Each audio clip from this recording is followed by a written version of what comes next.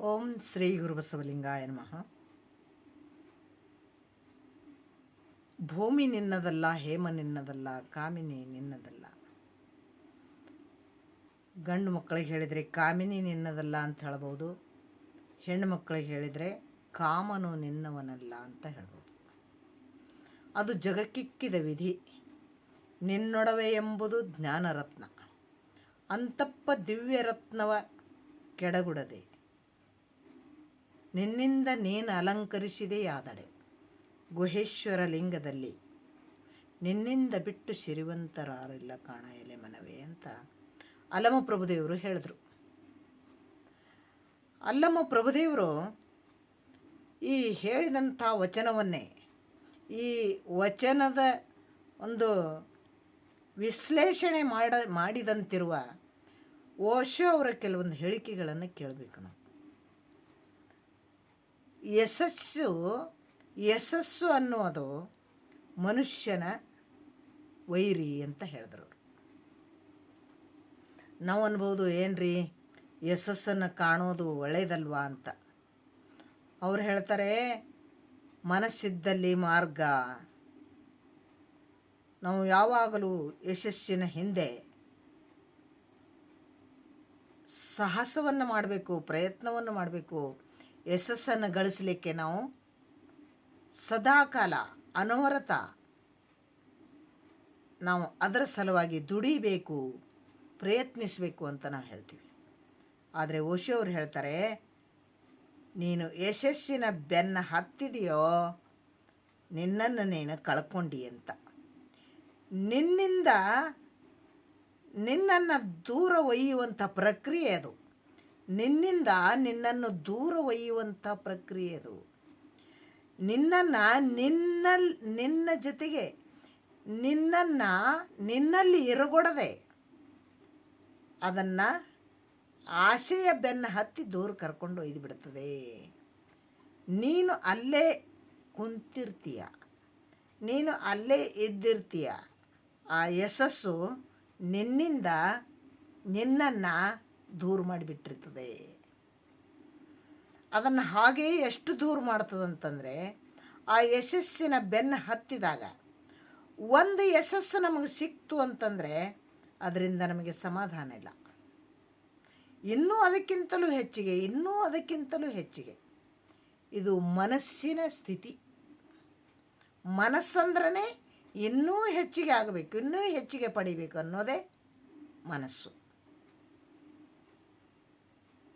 ಈ ಒಂದು ಹವಣಿಕೆನೇ ಮನಸ್ಸು. ಆ ಮನಸ್ಸು ಸದಾಕಾಲ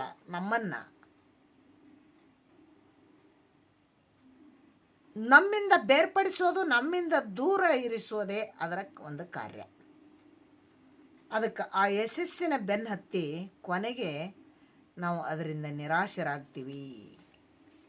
ಅದಕ್ಕೆ ಓಶೋ ಅವರು ಈ ಬಗ್ಗೆ ಭಾಳ ಚೆನ್ನಾಗಿ ಹೇಳಿದರು. ನೀನು ಯಶಸ್ಸಿನ ಬೆನ್ನು ಹತ್ತಿದೆಯೋ, ಗೆಲುವಿನ ಬೆನ್ನು ಹತ್ತಿದೆಯೋ, ನೀನು ಸೋಲುವುದು ನಿಶ್ಚಿತ ಅಂತ ಹೇಳ್ತಾರೆ. ನೀನು ಸುಖದ ಬೆನ್ನು ಹತ್ತಿದೆಯೋ, ನೀನು ದುಃಖಕ್ಕೆ ಡೈರೆಕ್ಟಾಗಿ ಹೋಗೋದು ನಿಶ್ಚಿತ ಅಂತ ಹೇಳ್ತಾರೆ. ಸುಖದ ಬಾಗಿಲು ಬಡಿಯೋದಂದ್ರೇ ದುಃಖದ ಬಾಗಿಲು ಬಡದಂತೆ. ಒಳಗೆ ಮೇಲೆ ಸುಖದ ಬಾಗಿಲು ಅಂತ ಬರೆದಿದ್ದಾರೆ ಅಷ್ಟೇ, ಒಳಗೆ ಹೋಗೋದು ದುಃಖದ ಮನಿನೇ. ಹಾಗೆ ಯಶಸ್ಸು ಕೂಡ, ಯಶಸ್ಸಿನ ಗೀಳು, ಈ ಯಶಸ್ಸಿನ ಒಂದು ಚಟ ಹಚ್ಕೊಂಡಿರ್ತಾರೆ ನೋಡ್ರಿ, ಇದು ಬಹಳ ಡೇಂಜರ್ಸ್ ಅಂತ ಹೇಳ್ತಾರೆ ಅವರು. ಅದಕ್ಕೆ ಅಂಥ ಯಶಸ್ಸನ್ನು ನಮಗೆ ಹ್ಯಾಂಗೆ ಸಿಗುತ್ತದಂತ ಕೇಳಿದ್ರೆ ಅವ್ರು ಹೇಳ್ತಾರೆ, ನಮ್ಮನ್ನು ನಾವು ಅರಿಯೋದ್ರಲ್ಲಿ ಯಶಸ್ಸು ಸಿಗ್ತದೆ. ಅದು ಬೇಡ. ನಮ್ಮನ್ನು ನಾವು ಆನಂದವಾಗಿ ಇಡುವುದೇ ಯಶಸ್ಸಿನ ಲಕ್ಷಣ. ನಮ್ಮನ್ನು ನಾವು ಆನಂದವಾಗಿ ಜೀವನದಲ್ಲಿ ಎಷ್ಟು ದಿವಸ ಬದುಕಿದ್ದೀವಿ ಅನ್ನೋದೇ ಗಣನೆಗೆ ಬರುವಂಥದ್ದು, ಲೆಕ್ಕಕ್ಕೆ ಬರುವಂಥದ್ದು. ಎಲ್ಲ ವಿಷಯಗಳಲ್ಲಿಯೂ ನಾವು ಆನಂದವನ್ನು ಅನುಭವಿಸಿದ್ದೀವಿ, ಸುಖವನ್ನು ಅನುಭವಿಸಿದ್ದೀವಿ. ನಾವು ಸದಾಕಾಲ ಸಣ್ಣ ಸಣ್ಣ ವಿಷಯಗಳಲ್ಲಿಯೂ ಕೂಡ ನಾವು ನಗ್ತಾ ನಮ್ಮ ಜೀವನವನ್ನು ಕಳೆದೀವಿ ಎನ್ನುವಂಥದ್ದೇನಿದೆಯಲ್ಲ, ಅದುವೇ ಯಶಸ್ಸು. ಯಶಸ್ಸನ್ನು ಸಾಧಿಸಲಿಕ್ಕೆ ಹೊರಟಂಥ ಎಷ್ಟೋ ಜನ ಯಶಸ್ಸು ಸಾಧಿಸುವ ತನಕವೂ ಕೂಡ ನರಳುವುದು, ಯಶಸ್ಸು ಸಿಕ್ಕ ಮೇಲೂ ಕೂಡ ನರಳುವುದು.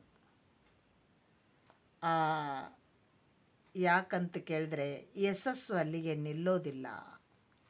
ಮತ್ತು ಯಶಸ್ಸಿಗಿಂತ ನಿಶ್ಚಿತವಾದದ್ದು ಅಲ್ಲಿ ಸೋಲೇ ಹೆಚ್ಚು ನಿಶ್ಚಿತವಾದದ್ದು. ಈಗ 100 ಕೋಟಿ ಜನರಲ್ಲಿ ಎಲ್ಲ ಪ್ರಧಾನಮಂತ್ರಿ ಆಗಬೇಕು ಅಂತ ಯಾರಿಗೆ ಆಸೆ ಇರೋದಿಲ್ಲ. ಆ ನಿಟ್ಟಿನಲ್ಲಿ ಎಲ್ಲರೂ ಪ್ರಯತ್ನ ಮಾಡ್ತಾ ಇದ್ದಂಗೆ ಪ್ರಧಾನಮಂತ್ರಿ ಒಬ್ಬರೇ ಆಗೋರಲ್ವ. ಆ ಯಶಸ್ಸಿನ ಹಿಂದೆ ಓಡ್ತಾ ಇದೆ ಪ್ರಪಂಚವೇ ಓಡ್ತಾ ಇದೆ. ಯಾರಿಗೂ ಕೂಡ ತೃಪ್ತಿ ಕೊಟ್ಟಿಲ್ಲ.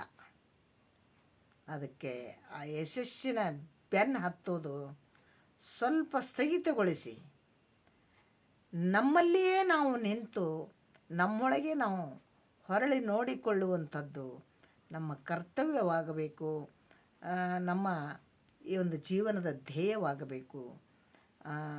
ಅದುವೇ ನಮ್ಮನ್ನು ಅರಿವಿನಲ್ಲಿ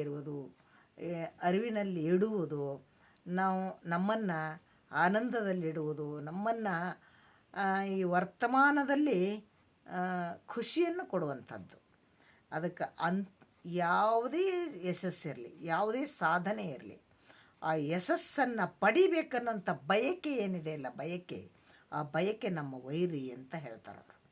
ಅದಕ್ಕಂತಲೇ ಯಲ್ಲಮ್ಮ ಪ್ರಭುದೇವರು ಭೂಮಿ ನಿನ್ನದಲ್ಲ, ಹೇಮ ನಿನ್ನದಲ್ಲ, ಕಾಮನು ನಿನ್ನವನಲ್ಲ, ಅದು ಜಗಕ್ಕಿಕ್ಕಿದ ವಿಧಿ, ನಿನಗೆ ಒದ್ದಾಡಿಸ್ಬೇಕು ಅಂತ ಕೊಟ್ಟಿರುವಂಥದ್ದು ಪರಮಾತ್ಮ. ನಿನ್ನೊಡವೆ ಅದು ಅಲ್ಲ, ನಿನ್ನೊಡವೆ ಎಂಬುದು ಜ್ಞಾನರತ್ನ, ಅಂತಪ್ಪ ದಿವ್ಯ ರತ್ನವ ಕೆಡಗುಡದೆ. ನೀನು ಅದ್ರಾಗಿದ್ರಾಗ ಹೋಗಿ ಸೇರಿದಿ ಅಂದ್ರೆ ಯಶಸ್ಸಿನ ಬೆನ್ನು ಹತ್ತದಿ ಅಂದ್ರೆ, ಅಜ್ಞಾನದಾಗ ಹೋಗಿ ಸಿಲುಕದಿ ಅಂದ್ರೆ, ಮೋಹದಾಗ ಹೋಗಿ ಸಿಲುಕದಿ ಅಂದ್ರೆ ಅದು ಯಶಸ್ಸು ನಿನ್ನ ಕೈ ಬಿಡ್ತದೆ. ಅದಕ್ಕೆ ಆ ಯಶಸ್ಸಿನೊಳಗೆ ನೀನು ಸೋಲೋದೇ ಹೆಚ್ಚು. ಸೋಲೋದು ನಿಶ್ಚಿತ, ಗೆಲ್ಲೋದು ಎಂದಾದರೂ ಒಂದ್ಸಲ. ಅದಕ್ಕೆ ಅಂಥ ಒಂದು ಯಶಸ್ಸಿನ ಬೆನ್ನು ಹತ್ತದೆ ನಮ್ಮೊಡವೆ ಅನ್ನುವಂಥದ್ದು ಜ್ಞಾನರತ್ನ. ಆ ರತ್ನವನ್ನು ಕೆಡಗುಡದೆ ಅದಕ್ಕೆ ಹಾಗೇ ಹಸಿರಾಗಿಟ್ಟು ಆ ಯಶಸ್ಸನ್ನು ಹೆಂಗಿಡಬೇಕು ಅಂತ ಕೇಳಿದರೆ, ಈಗ ನೋಡ್ರಿ, ಯಾವುದೇ ಒಂದು ಸಂಘದಿಂದ ಭಂಗ. ಸಂಘ ಅಂದರೆ ಏನು, ಸಹವಾಸ ದೋಷ ಅಂತ ಹೇಳ್ತಾರಲ್ಲ, ಹಾಗೆ ನಾವು ಯಾವ ಸಂಘವನ್ನು ಕಟ್ತೀವಿ ಅದನ್ನೇ ನಾವು ನಮ್ಮಲ್ಲಿ ಅವ್ಯಾಹತವಾಗಿ ಅದನ್ನೇ ಓತಪ್ರೋತವಾಗಿ ನಮ್ಮಲ್ಲಿ ನಾವು ತಗೊಳ್ತೀವಿ ಆ ಒಂದು ರೂಢಿಯನ್ನು. ಅದಕ್ಕೆ ಅಂಥ ಒಂದು ಸಂಘವನ್ನು, ಅದಕ್ಕೆ ಸತ್ಸಂಗವನ್ನು ನಿರ್ದೇಶಿಸಿ ಸತ್ಸಂಗದಲ್ಲಿ ನೀನು ತೊಡಗಿ ಸದ್ಗುರುವಿನ ಸಾನ್ನಿಧ್ಯದಲ್ಲಿ ಸಂಸ್ಕಾರವನ್ನು ಹೊಂದಿದಾಗ ನಿಜವಾದ ಜ್ಞಾನದ ಆ ಒಡವೆಯನ್ನು ನಿನಗೆ ಧರಿಸಿಕೊಳ್ಳಕ್ಕೆ ಸಾಧ್ಯ ಆಗ್ತದೆ. ಅದಕ್ಕೆ ನೀನೇನು ಮಾಡಬೇಕು? ಮಾಡುವಂತಿರಬೇಕು, ಮಾಡದಂತಿರಬೇಕು, ಮಾಡುವ ಮಾಟದೊಳಗೆ ತಾನಿಲ್ಲದಿರಬೇಕು. ಯಶಸ್ಸು ಬಂದರೂ ಸರಿಯೇ, ಬರೆದಿದ್ರೂ ಸರಿಯೇ, ನಾನು ಯಶಸ್ಸಲ್ಲ ಅನ್ನುವಂಥ ನಿಟ್ಟಿನಲ್ಲಿ ನಾನಾಗಿರುವುದು, ನಾನು ಆನಂದದಲ್ಲಿರುವುದು, ಆ ಎರಡರ ಮಧ್ಯದಲ್ಲಿರುವುದು, ಇದು ಜೀವನದ ಕ್ರಮವಾಗಬೇಕು ಅಂತ ತಿಳ್ಕೊಂಡು ಯಾವ ಓಶೋರು ಹೇಳ್ತಾರೆ. ಹಾಗೆಯೇ ನಿನ್ನೊಡವೆ ಎಂಬುದು ಜ್ಞಾನರತ್ನ, ಅಂತಪ್ಪ ದಿವ್ಯ ರತ್ನವ ಕೆಡಗುಡದೆ ನಿನ್ನಿಂದ ನೀನು ಅಲಂಕರಿಸಿಕೊಂಡಿಯಾದರೆ, ಯಾರೇ ಬಂದು ಅಲಂಕಾರ ಮಾಡೋದು ಅಲ್ಲದು. ಆ ಜ್ಞಾನರತ್ನ ನಿನ್ನಿಂದ ನೀನೇ ಅಲಂಕರಿಸಿಕೊಳ್ಬೇಕು, ನಿನ್ನಲ್ಲಿಯೇ ಅದು ಇರೋದು. ಆ ನಿನ್ನಲ್ಲಿರುವಂಥ ಜ್ಞಾನರತ್ನ ನಿನ್ನಿಂದ ನೀನೇ ಅಲಂಕರಿಸಿಕೊಂಡಾಗ ಗುಹೇಶ್ವರ ಲಿಂಗದಲ್ಲಿ ನಿನ್ನಿಂದ ಬಿಟ್ಟು ಯಾರು ಶಿರುವಂತರಿಲ್ಲ ಕಾಣ ಎಲೆ ಮನವೇ ಅಂತ ಹೇಳ್ತಾರೆ. ಅಂಥ ಜ್ಞಾನರತ್ನವನ್ನು ನಾವು ಅಲಂಕರಿಸಿಕೊಳ್ಳೋಕ್ಕೆ ನಾವೆಲ್ಲರೂ ಆ ನಿಟ್ಟಿನಲ್ಲಿ ಆ ಒಂದು ಸಂಸ್ಕಾರದ ನಿಟ್ಟಿನಲ್ಲಿ ನಾವೆಲ್ಲ ಮುಂದುವರಿಯೋಣ ಅಂತ ಹೇಳಿಬಿಟ್ಟು ಕೇಳಿದ್ದಕ್ಕೆ ಧನ್ಯವಾದಗಳು. ಸರ್ವರಿಗೂ ಶರಣು ಶರಣಾರ್ಥಿ.